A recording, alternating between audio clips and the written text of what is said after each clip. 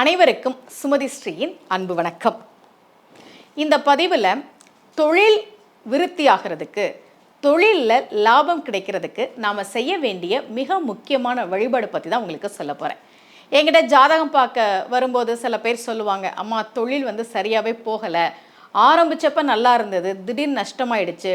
ஒருத்தர் தனுசு லக்னம், அவருக்கு சுக்கிரதசை நடந்தப்போ அவருக்கு சுக்கிரன் 4ல் உச்சமாக இருந்தது, மீனத்தில் இருந்தது. அந்த சுக்கிரன் ரொம்ப உச்சமாக இருந்தது. எல்லாரும் அவர்கிட்ட என்ன சொல்லியிருக்கிறாங்கன்னா, உங்கள் ஜாதகத்தில் சுக்கிரன் உச்சம், அதனால் நிறைய பணம் கிடைக்கும் அந்த மாதிரி சொல்லியிருக்கிறாங்க.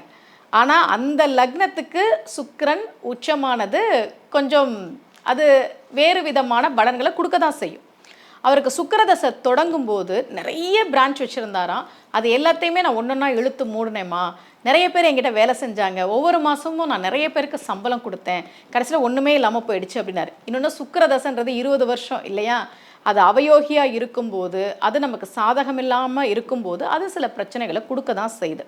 அப்போ தொழில் அப்படின்னா, தொழில் விருத்தி ஆகிறதுக்கு, தொழிலில் லாபம் பெறுவதற்கு ஜாதகத்தில் இருக்கக்கூடிய தோஷத்தை தாண்டி நமக்கு பலன் தரக்கூடிய சில வழிபாடுகள் உண்டு. அப்படி ஒரு வழிபாடு பற்றி தான் இன்னைக்கு நான் உங்களுக்கு சொல்ல போகிறேன். ஜாதகத்தில் தொழில் பார்க்கணும் அப்படின்னா நம்ம 10ஆம் பாவகத்தை பார்ப்போம்.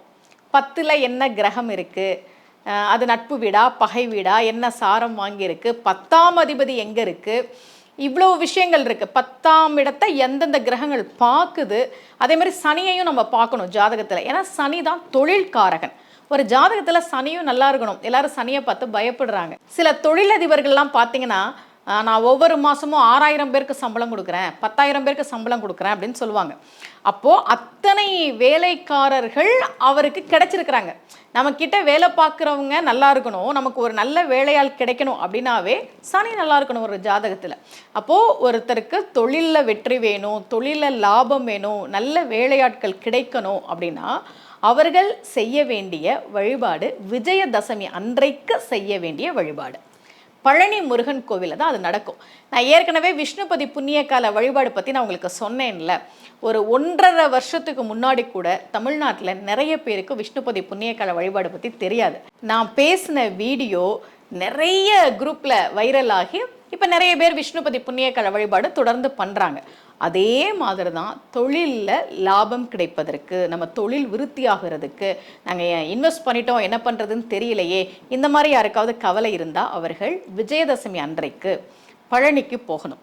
அங்கே மதியானத்துக்கு மேலே, விஜயதசமி அன்னைக்கு தான் நடக்கும் பழனியில். அது மதியானத்துக்கு மேலே மலைக்கோவிலிருந்து பராசக்தி வேல் புறப்பாடாகி வரும், பெரியநாயகி அம்மன் கோவிலுக்கு வரும்.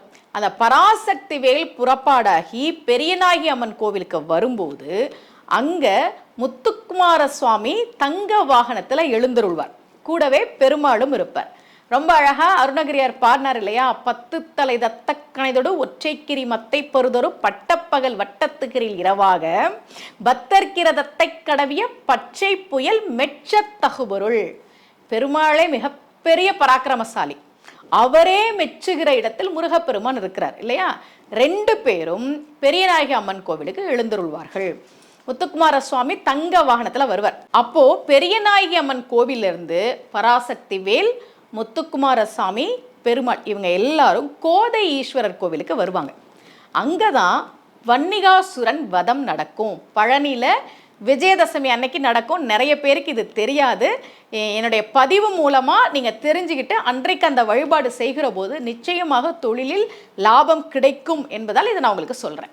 வன்னிகாசுரன் வதம் நடக்கும். வன்னி அப்படின்னாவே அது சனிக்கு உரியது. நவகிரகத்துக்கு நம்ம சமைத்து போடுறோம் இல்லையா, அதில் சனிக்கு உரியது வன்னி. வன்னி மரம் அப்படின்னாவே அது சனிக்கு உரியது தான். நிறைய பேர் தொழிலில் நஷ்டம் அடைஞ்சிட்டு அந்த மாதிரி என்ன பண்ணுறதுன்னு தெரியல, கடனாயிடுச்சு, இந்த மாதிரி வரும்போது நம்ம சனியையும் பார்ப்போம்.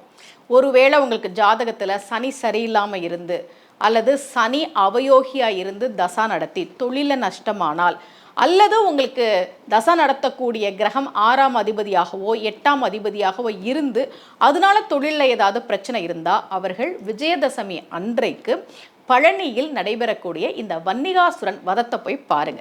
முத்துக்குமார சுவாமி வன்னிகாசுரன் மீது வில் அம்பு விடுவார்.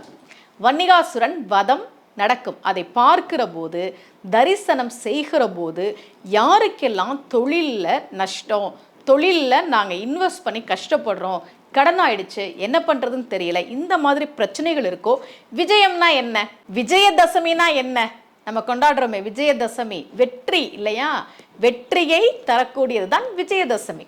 விஜயதசமி அன்றைக்கு நடைபெறக்கூடிய அந்த வன்னிகாசுரன் வதத்தை நாம் பார்க்கிற போது, தரிசனம் செய்கிற போது தொழிலில் லாபம் உண்டாகும் என்பது நம்பிக்கை.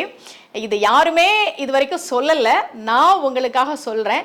யாருக்கெல்லாம் தேவையோ அவர்கள் விஜயதசமி அன்றைக்கு பழனியில் நடைபெறக்கூடிய அந்த வன்னிகாசுரன் வதத்தை போய் தரிசனம் பண்ணுங்க.